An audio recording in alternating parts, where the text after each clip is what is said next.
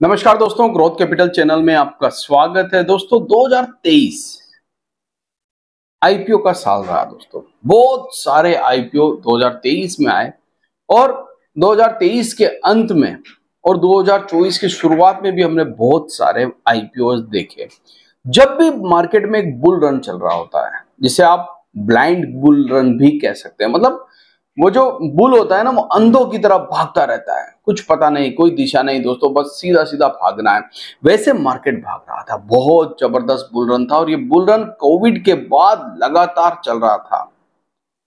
मगर तब बहुत सारे आईपीओ आए। मगर आपके दिमाग में अब एक क्वेश्चन और आ चुका होगा, तो क्या बुल रन खत्म हो गया? नहीं दोस्तों, बुल रन अभी जारी है।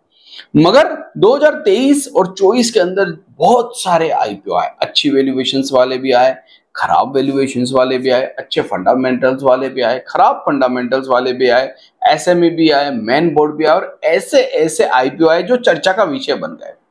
एक आईपीओ तो आप लोगों को याद होगा, शायद 2-5 करोड़ के लिए आया था दोस्तों। उसके वर्कशॉप में शायद 3-4 एम्प्लॉय भी नहीं थे और उसको हजारों करोड़ रुपया मिला।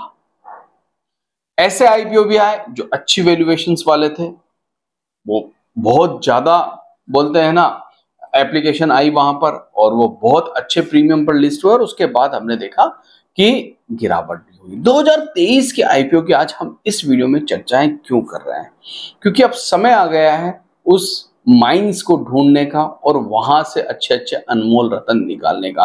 क्योंकि बहुत सारे आईपीओ अपने लेवल से गिर चुके हैं, करेक्ट हो चुके हैं दोस्तों। बहुत सारी कंपनियों के फंडामेंटल अच्छे होने के बावजूद भी अब वहां पर जो है दोस्तों गिरावट बड़ी हो चुकी है।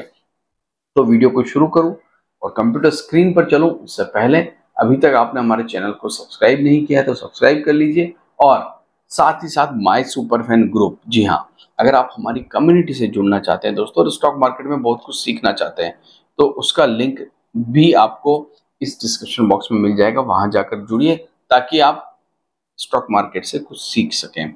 तो चलिए मैं कंप्यूटर स्क्रीन पर चलता हूं और 2023 की दोस्तों इस कंपनी का नाम आपके सामने रखता हूं और फिर इसके ऊपर हम थोड़ा सा डिस्कशन भी करेंगे। मगर किसी प्रकार से किसी भी स्टॉक में मेरी बाय साइकिल रिकमेंडेशन नहीं है दोस्तों। वीडियो सिर्फ और सिर्फ इंफॉर्मेशन और एजुकेशन पर्पस के लिए बनाया जा रहा है, तो आप इसको किसी भी प्रकार से कोई रिकमेंडेशन ना समझे। तो चलिए चलते हैं कंप्यूटर स्क्रीन के ऊपर और कंपनी का नाम आपके सामने रख देते हैं दोस्तों कि कंपनी का नाम क्या है। देखिए, कंपनी का नाम देखकर आपको समझ में आ जाएगा कि कंपनी काम क्या करती है। तो कंपनी का नाम है दोस्तों रोलेक्स रिंग लिमिटेड। आपकी स्क्रीन के ऊपर बहुत सारी ऐसे प्रोडक्ट आ रहे होंगे जो बहुत सारे बोलते हैं ना फील्ड में यूज किया जाता है, जिसमें आप बेरिंग्स ले लीजिए, रिंग्स ले लीजिए, अलग अलग प्रकार की रिंग ले लीजिए दोस्तों। ये product heavy machinery, to wheeler, four wheeler, aerospace, railway, बहुत सारी जगह काम में आते हैं। और बेरिंग का इंपॉर्टेंट काम तो आपको पता ही है दोस्तों, क्या है? फोर्स को एक जगह से दूसरी जगह पर ले जाना। मगर आज मैं इस कंपनी की बात क्यों कर रहा हूँ, रोलेक्स रिंग की बात क्यों कर रहा हूँ? आपको याद होगा ये आईपीओ कब आया था, उसके बारे में भी मैं डिटेल में बात करूंगा कि आईपीओ कब आया था, कितने प्राइस पर आया था, कब लिस्ट हुआ था, इस कंपनी के फंडामेंटल क्या है। मगर to wheeler, four wheeler, SUV सब जगह इन बेरिंगों का यूज किया जाता है। और जब तक दोस्तों ये सारी चीजें, जब तक पहिया हैं तब तक इस कंपनी का बिजनेस है, याद रखिएगा मेरी बात। तो बेसिकली ये कंपनी इस समय बहुत अच्छा काम कर रही है। अगर हम बात करें तो रॉ मटेरियल के साथ साथ टूल, डाई मैन्युफैक्चरिंग, फोर्जिंग और हीट ट्रीटमेंट भी यही कंपनी खुद करती है।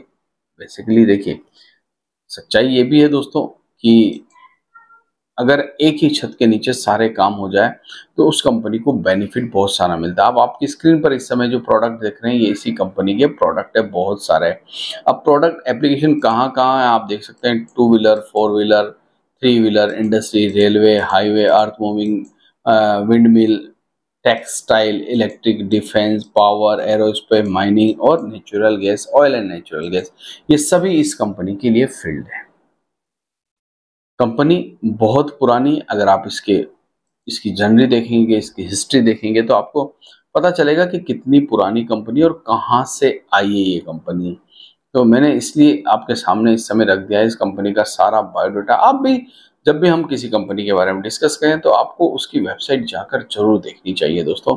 इससे बहुत कुछ सीखने और समझने को मिलता है।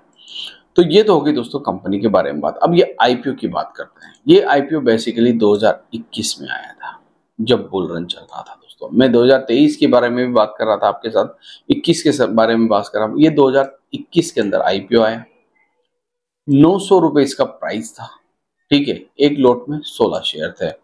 आईपीओ उसके बाद लिस्ट भी हुआ और लिस्टिंग के बाद आईपीओ ने कमाल भी किया। अगर आप इस कंपनी को इस समय देखेंगे 52 वीक हाई तो 2794 रुपए का है और लो अगर देखेंगे तो 1210 रुपए का है। हाई और लो दोनों आपके सामने मैंने रख दिए, मगर हमें हाई और लो से मतलब नहीं, हमें इस कंपनी के फंडामेंटल के बारे में जानना है। इस समय जो आप प्राइस देख रहे हैं तो 1400 रुपए प्राइस है, मगर बुक वैल्यू 366 का है और पी चल रहा है 22 का। मार्केट कैप 37,098 करोड़ रुपए की एक छोटी सी स्मॉल कैप कंपनी, कोई बड़ी कंपनी नहीं। फेस वैल्यू 10 का, आरओसी आरओई अबाउट 20 है दोनों के। अगर मैं इस कंपनी के पिछले कुछ डेटा देखूं तो आप देख सकते हैं एक बड़ी तेजी के बाद एक बड़ी मंदी, ये सब जगह होता है दोस्तों। और ये एक्चुअल में ये मंदी आई थी सितंबर के अंदर, जब पूरा मार्केट गिरा था दोस्तों। क्वार्टरली रिजल्ट के ऊपर चलते हैं। सबसे पहले कंपनी अमूमन दोस्तों 250 करोड़ के ऊपर का रेवेन्यू जनरेट करती है क्वार्टरली, और प्रॉफिट जो है डबल डिजिट में क्वार्टरली इस समय चल रहा है। डबल डिजिट के अंदर मार्जिन, ऑपरेटिंग मार्जिन प्रॉफिट 20 से लेकर 22 तक रहते हैं, मतलब 20 से 22 के बीच में ऑपरेटिंग मार्जिन प्रॉफिट इस कंपनी का रहता है। ईयरली अगर हम बात करें तो जो कंपनी 2016 में 598 करोड़ कमा रही थी, आज वो डबल हो चुकी है 1187 करोड़ रुपए। और ईयरली अगर आप देखें नेट प्रॉफिट 25 करोड़ से बढ़कर 143 करोड़ हो गया है। ईपीएस 10 से बढ़कर 52 हो गया, अच्छा खासा ईपीएस है। डिविडेंड नहीं देती है कंपनी, यहाँ पर डेटा में मुझे डिविडेंड नहीं दिख रहा है। बैलेंस शीट के ऊपर चलते हैं। कंपनी के पास रिजर्व अच्छे खासे हैं, 970 करोड़ रुपए के रिजर्व। ये एक अच्छी बात है कि कंपनी के पास रिजर्व है, पैसा है कंपनी के पास।